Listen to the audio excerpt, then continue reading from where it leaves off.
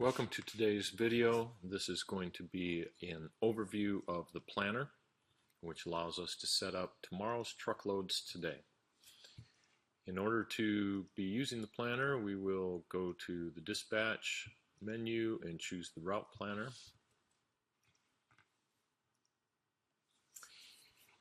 Before we are able to put any loads in here, we need to have already entered our drivers. We need already have made pickup requests or bills of lading or whatever that has created a set of loads to assign in the planner. So we'll have a date. We'll set these for the 29th, and we will choose our fleet, Bakersfield. Then we get our drivers. We have 3 drivers there at this time. We'll choose Peter first and then give him a start time, which is actually already in here for this date. And we see that it opens with a assumption that we will start with a pre-trip and then off to the destination of the terminal. So all of the planner works with this origin concept. We have an origin on the left. This is where the truck is going to start, and a destination on the right. This is where the truck is going.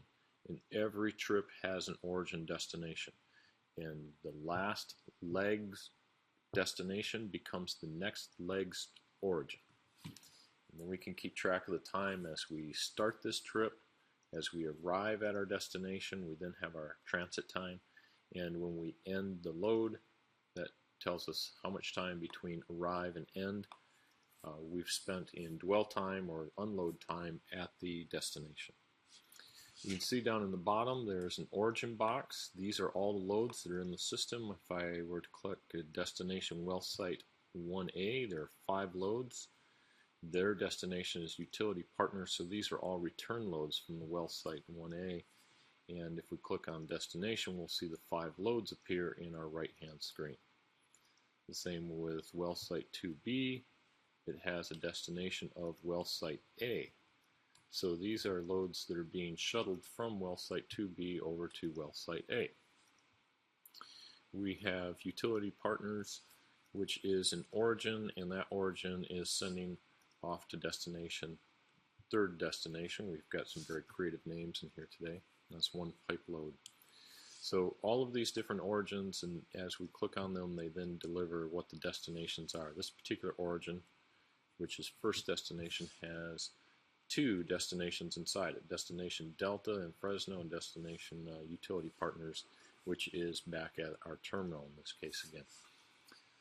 So all those loads, and most of these are pickup requests. You can tell because the P in the load number over here have been created previous to us starting our planning process. We want to have all of our loads in what we call the bucket here on the left so that the planner can pull up drivers and build out a day. That's what we want to achieve at this point. So our guy is starting at UPA, so we're going to give him a load that has the origin UPA. And going to third destination, there's just one of those loads, and we come over to the right hand window and we double click it. That will put the load up on our screen, and I see that already this is not what I want because I lost my pre-trip. I'm going to delete that out, put my pre-trip back in, put UPA back in. Okay, now I've got my pre-trip in there, and I will go back to, if I double click on my origin, it will put the load that I just deleted back into the bucket. Here's my utility partners again, the load that I just added. Double click it, there. Now it's added to the second line after we have a pre-trip origin going to utility partners destination. Then utility partners becomes the origin and goes to third destination as our destination. We see that's load 190943 UPA, and the action is deliver. The action on this first line is actually just move. That's an empty move. Every action is involved in a transit time. In this case, the estimated transit time is 20 minutes, which gives us a scheduled arrival time based on our depart time. So 4:15 plus 20 minutes gives us 4:35. Then we have a 20-minute dwell at third destination. That's how long it's probably going to take us to unload. Although they're going to be the quickest pipe unload I've ever seen if they're going to do it in 20 minutes, but that's what we have put into the system. So now he is at third destination and he is empty. He has delivered. So where do we want to send him next? Well, let's have him go over to well site 2B, which we know is close by. He's going to make a pickup there and drive over to well site A. We'll give him one of those two loads, and the system in this case does not already know what the drive time is between third destination and well site 2B. So we might get out our Google Maps and do some checking of the mileage and estimate of what we think our average time will be, and maybe we have that data already saved from previous trips, and we will know what it is from experience. In either case, we're going to say that this is going to be a 35-minute drive, and we'll click OK, and then we'll say how many minutes to unload at well site 2B. In this case, we know it's actually a load time, and we're going to say it's 60 minutes, and that becomes the default for this destination. How many minutes to drive from 2B over to well site A? So that's the next leg that the system knows we need to fill in, and we know that those are very close by. That's just a 12-minute trip, and the system already knows that well site A has an average dwell time of 30 minutes. That was data that was entered previously. So we now have this driver planned from 3:45 in the morning until 7:12 in the morning, and he is at well site A and he's loaded. And that well site A load, or he went to well site 2B, and loaded there, and he's headed to well site A, where he is going to deliver. See the status DLV, deliver. So then he's at well site A and could come anywhere. Well, we have something at well site A. We have a return load to utility partners. So we'll click on that and choose one of our utility partner returns.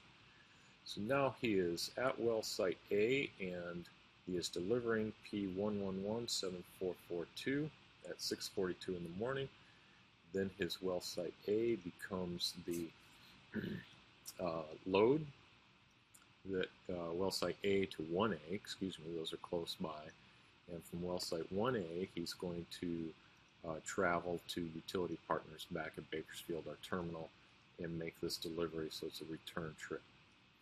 So that starts us off with pre-trip for the driver, which is typically 20 or 30 minutes to pre-trip his truck. And we send him to the terminal. At the terminal on line number 4, but it's the second line on the screen. At Utility Partners, he's loading with load 190943 and taking that to third destination in Bakersfield. That's a deliver at that point. From third destination, he drives empty. It's an empty move. We see our move status over to well site 2B.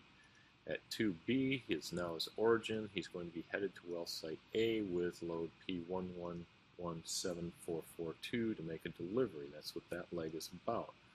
Because he's now at well site A, that becomes his origin here on line 7. And he is headed over to well site 1A to make a pickup.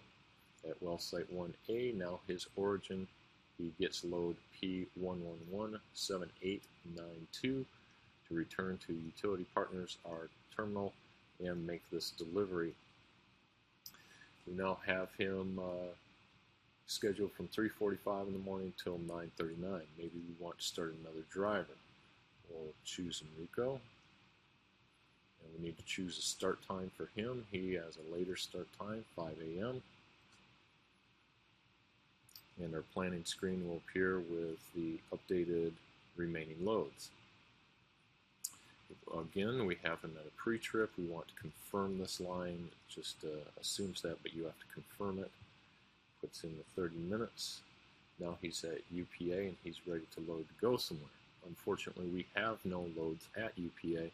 We're going to have to send him out to well site A, 1A, empty. And we see that we've got 4 loads. We'll double click over here on the right. That drives him from UPA out to well site 1A on an empty move. Once he arrives at well site 1A, he can pick up load P1118-105, which returns him to the terminal, UPA terminal, where he's going to deliver these return goods. And we could circle him right around and send him back out to pick up another load and pick up the third load. And we now have a pretty full day for Enrico. So maybe we want to plan Joe Smith. Joe Smith, we're going to choose a start time for him. He's going to be a staggered start between the two guys at 4:30. We don't want all the drivers piled up on top of each other. First line assumes that we're going to do a pre-trip and terminal destination. We will click to confirm that. It puts in the times, updates everything. And so he's going to go out to well site 1A and get that last load that has to return to our terminal. Everything jumps up on the screen. The times are updated. Now he's got some new pickups. Out here at Shipper Alpha, he's got some returns to UPA, so we'll get him started on that. Oh, how many minutes to drive from UPA out to Shipper Alpha in Bakersfield? Well, those are actually pretty close by. We know there's 23 minutes. How many minutes to unload at Shipper Alpha, or in this case load, is going to be 34 minutes. And that becomes our standard for the future. We can adjust our transit and our dwell times as we get more information from the drivers. But for right now, is once we put in a transit time and a dwell time, that becomes the assumption for that leg. When he gets back, we'll send him right back out to do the next load. And we've got 11:55 so far, so he can get this other load, and that takes him until 2 o'clock in the afternoon. So we've now planned a 5-hour day for Peter, an 8 3/4 hour day for Joe, and 9 3/4 hour day for Enrico. We need to give Peter a few more loads here. Now he ended with a delivery from 1A back to UPA.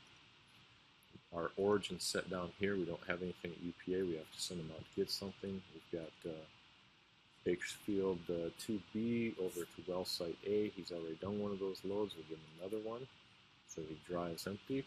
But now, although last time it asked how long to get to 2B from third destination, the system doesn't know how long it takes to get to 2B from UPA. Well, 2B to UPA is actually about 40 minutes. It already has the dwell time for well site A. And once he brings that from 2B over to well site A, we now have him at noon. Now he had a pretty early start, but maybe we can get him, see if we've got anything with a destination UPA so we can bring him full back to our place. There's one at first destination back to UPA. So we'll click on destination. We'll double click the load. The system needs to know how many minutes to drive from well site A to first destination in Bakersfield. Well, that's a 15-minute trip we calculate. And how many minutes to drive from first destination Bakersfield back to UPA? Well, we have probably determined before how long it was to get out there, but the return trip here in the afternoon, we know it takes 45 minutes to get back this direction because of traffic. Put that in. We've now got a pretty full day for him. As we're assigning these loads, they're taken off the screen so that we don't double assign them to another driver. We click on the driver screen, everything's updated, and we see we've got a 9.5-hour day for Peter, 8:45 for Joe, 9:45 for Enrico.